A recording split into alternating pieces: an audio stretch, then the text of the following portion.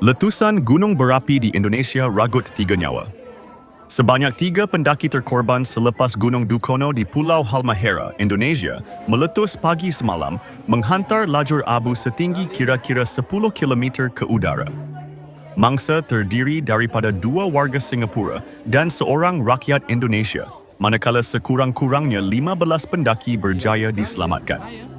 Pihak berkuasa memaklumkan kawasan gunung itu ditutup sejak April, namun pendaki dipercayai memasuki zon larangan. Operasi menyelamat masih diteruskan dengan berhati-hati berikutan gunung tersebut kekal aktif. Orang ramai dinasihatkan menjauhi kawasan berbahaya dan mematuhi arahan keselamatan.